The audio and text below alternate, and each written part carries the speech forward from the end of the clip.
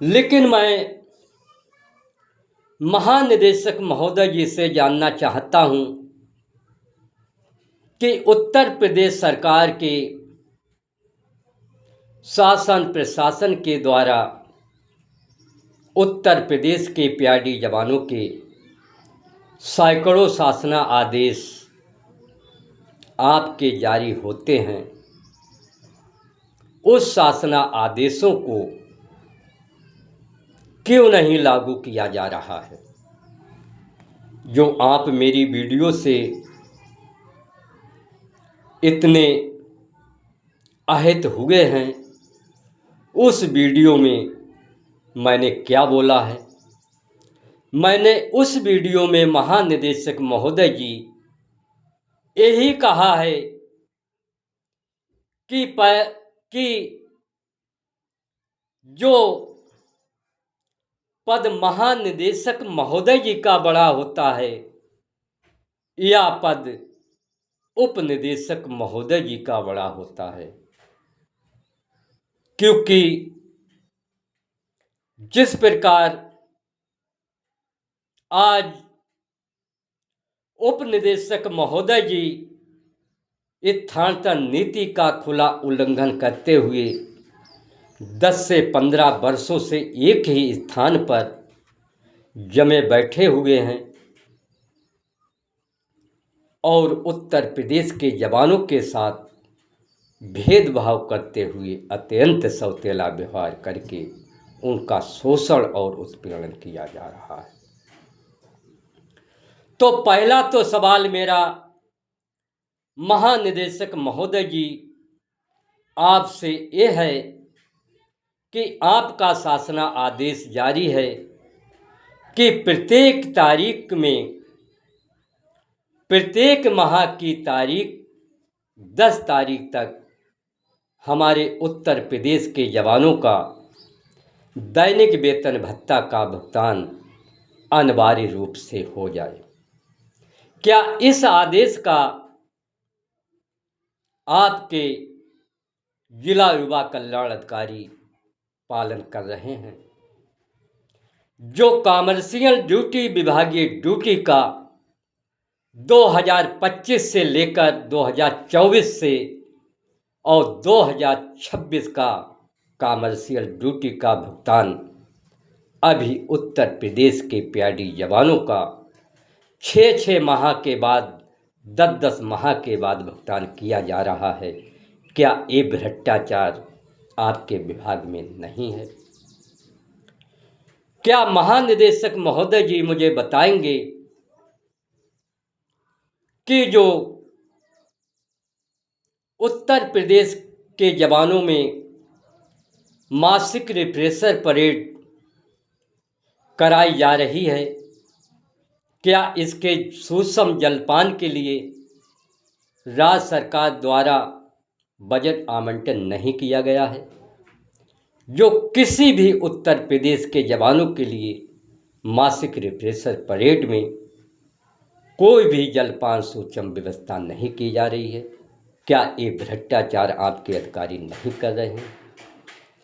महानिदेशक महोदय जी आप मुझे बताएं, अंडर एज का शासना आदेश जारी किया गया कि इनको विभाग में समायोजित करते हुए 42 साल से इनकी सेवा को बरकरार रखा जाए। आज भी उत्तर प्रदेश के जवानों को अंडर एज के अभी तक विभाग में समायोजित नहीं किए गए।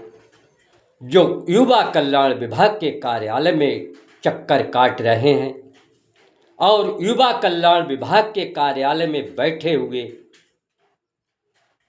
चपरासी से लेकर बाबू अपनी साठगांठ करके हुए अंडर एज जवानों से 10,000 से 50,000 रुपये लेकर उनको विभाग में समायोजित कर रहा है कि क्या ये भ्रष्टाचार नहीं है? और जो जवान 10,000 से 50,000 रुपये नहीं दे रहा है, उनका आज तक डाटा लॉक नहीं किया गया है।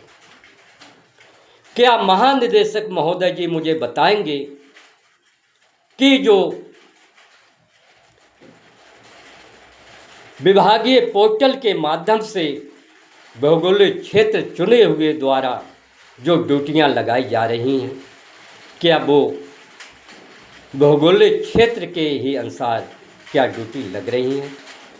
जितने युवा कल्याण विभाग के चट्टूकार हैं, उनकी ड्यूटी या बीओ के साथ है या कार्यालय पर है। बाकी जवानों की 80 से 90 किलोमीटर ड्यूटी लगाई जा रही है। क्या ये भ्रष्टाचार नहीं है? क्या महानिदेशक महोदय जी आप बताने की कोशिश करेंगे कि जो मृतक आश्रित कोटे के पात्र परिवार के लिए शासन आदेश जारी है। आज उत्तर प्रदेश में मृतक आश्रित पात्र परिवार के सदस्य कार्यालय के चक्कर काट रहे हैं और परिवार पात्र सदस्यों को कार्यालय के चक्कर कटाते हैं, जो उनसे कार्यालय के चपरासी से लेके बाबू 50,000 से 1 लाख रुपए की डिमांड करते हैं। मृतक पात्र परिवार देने में असमर्थ है, इसीलिए आज तक मृतक आश्रित कोटे में कोई भी आपने कितने जवानों को चयनित किया है उसको बताएंगे। लेकिन साथ में आपको बताना चाहता हूं कि जनपद पीलीभीत में 25 मृतक आश्रित कोटे की फाइलें 5 वर्षों से रखी हैं। हर जनपद में एक आध जवान को मृतक आश्रित कोटे में नियुक्ति मिली है, लेकिन पीलीभीत के आज तक किसी भी मृतक आश्रित कोटे के जवान के लिए नियुक्त क्यों नहीं किया गया है? क्या ये भ्रष्टाचार नहीं है? क्या महानिदेशक महोदय जी बताएंगे जो अकस्मात दुर्घटना में हमारे प्यारी जवानों की मृत्यु हुई है, जिसके लिए माननीय मुख्यमंत्री राहत कोष के द्वारा सहायता धनराशि स्वीकृत की गई है, आज तक किसी भी उत्तर प्रदेश के मृतक परिवार के लिए अगर कोई भी मृतक आश्रित कोटे के अंतर्गत अगर धनराशि उपलब्ध कराई गई हो तो मुझे बताएं। और जो विभिन्न प्रकार के सैकड़ों आपके शासन आदेश हैं, उन शासन आदेशों पर कितना अमल हो रहा है? लेकिन जो आपकी भौगोलिक क्षेत्र के अंतर्गत ड्यूटियां लग रही हैं वो बिल्कुल गलत लग रही हैं, क्योंकि मैं आपको सच्चाई उत्तर प्रदेश की बताना चाहता हूं कि जो भौगोलिक क्षेत्र के अनुसार ड्यूटियां लगाई जा रही हैं वो ड्यूटियां युवा कल्याण विभाग के माध्यम से मैं अपने जनपद पीलीभीत का रिकॉर्ड बताता हूं कि ड्यूटी व्यायामशाला में लगी है। जिस जवान की ड्यूटी व्यायामशाला में लगी है वो जिला युवा कल्याण अधिकारी के कार्यालय में बैठकर अपनी ड्यूटी कर रहा है, तो क्या ये आपके आदेशों की अवहेलना नहीं की जा रही है?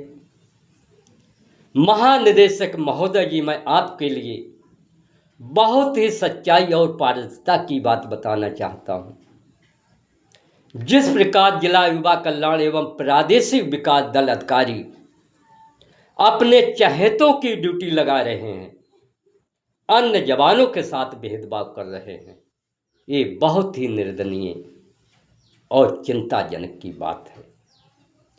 इस पर आप मंथन करिए। मैं जब आपको सच्चाई के लिए बताता हूं, आप संवाद नहीं कर सकते हैं, आप बैठकर कहीं पर वार्ता नहीं कर सकते हैं, लेकिन आपने एक ही रास्ता चुना है। अगर जो अपने दबी हुई आवाज़ को उठाएगा तो उसको बगैर कारण बताओ नोटिस जारी करते हुए विभाग से डाटा ब्लॉक करते हुए उसे पृथक करने की कार्रवाई की जा रही है। लेकिन महानिदेशक महोदय जी, मैं आपसे फिर भी विनम्र निवेदन अपील करना चाहता हूँ, इन गरीब प्यारी जवानों की आवाज़ को सुनिए, जो 80-80 किलोमीटर की ड्यूटियाँ लगाई जा रही हैं। आज उत्तर प्रदेश में सैकड़ों जवानों की मृत्यु एक्सीडेंट दुर्घटनाग्रस्त हुई हैं। आपका ही आदेश है, उसका किसी भी कवरेज बीमा अगर प्राप्त कराया हो तो मुझे बताएं। एक पहला मुझे देखने को मिला है जो महाराजगंज में 20 लाख की जगह पर 8 लाख रुपए की आर्थिक मदद सहायता प्रदान की गई है। उस जिला के जिला कमांडेंट के लिए मैं सैल्यूट करता हूँ। लेकिन महानिदेशक महोदय जी, जिस प्रकार भ्रष्टाचार इस विभाग में पनप रहा है, अगर उसको हम आपके तक पहुंचा रहे हैं तो हम अनुशासनहीनता की श्रेणी में आ रहे हैं। आपके सैकड़ों शासन आदेशों की अवहेलना करके धज्जियां उड़ाई जा रही हैं।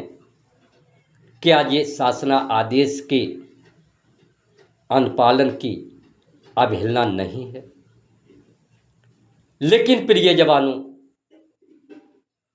जो संघर्ष बनकर आवाज को उठाएगा उसके विरुद्ध कार्रवाई होना संभव है। इससे मैं बिल्कुल निराशा नहीं हूं। लेकिन मैं महानिदेशक महोदय जी को आपको बताना चाहता हूं, उत्तर प्रदेश के जवानों के लिए न्याय दिलाने का मैंने संकल्प लिया है। भारतीय संविधान के अनुच्छेद 23 के अंतर्गत अपनी आवाज को रखकर अपने मूल अधिकारों को पूरे उत्तर प्रदेश के समक्ष और उत्तर प्रदेश के प्यारी जवानों को दिलाने का कार्य करूंगा। मैं किसी भी उत्तर प्रदेश के जवान के लिए हिंसक नहीं बनाना चाहता हूं। मैं किसी भी उत्तर प्रदेश के जवान के लिए किसी भी प्रकार की आपके कार्य में बाधा उत्पन्न करने के लिए नहीं घुसाता हूं। लेकिन मैं उत्तर प्रदेश के जवानों से अपील करता हूं और करता चला आ रहा हूं कि जो आपकी न्यायपालिका की कार्रवाई चल रही है, हमको पूर्ण विश्वास है माननीय न्यायपालिका पर कि हम पूरे उत्तर प्रदेश के जवानों को न्यायपालिका से न्याय प्राप्त होगा।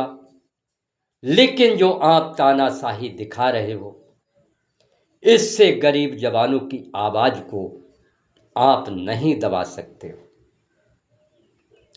इसलिए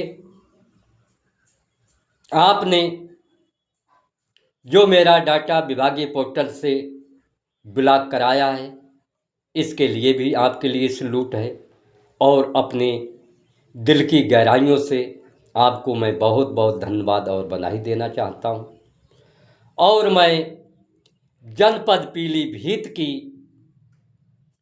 जिला युवा कल्याण एवं प्रादेशिक विकास दल अधिकारी महोदया जी से भी कहना चाहता हूं, आपको जय हिंद करना चाहता हूं कि आपने हिम्मत और साहस दिखाई, मेरा विभागीय पोर्टल से डाटा लॉक किया। इसके लिए आपको बहुत बहुत हार्दिक शुभकामनाएं और बधाई। लेकिन अंत में महानिदेशक महोदय जी, आपसे यही चरण वंदना करता हूं कि उत्तर प्रदेश के जवानों को न्याय दिलाने की आवश्यक कार्रवाई करें। लेकिन अंत में मैं जिला युवा कल्याण अधिकारी पीलीभीत महोदया जी से कहना चाहता हूं कि जो मेरा डाटा ब्लॉक किया है, इसका जवाब आपको माननीय उच्च न्यायालय हाई कोर्ट इलाहाबाद में देने के लिए बाध्य होना पड़ेगा। धन्यवाद। जय हिंद, जय भारत, वंदे मातरम, शमशेर अहमद, प्रदेश अध्यक्ष।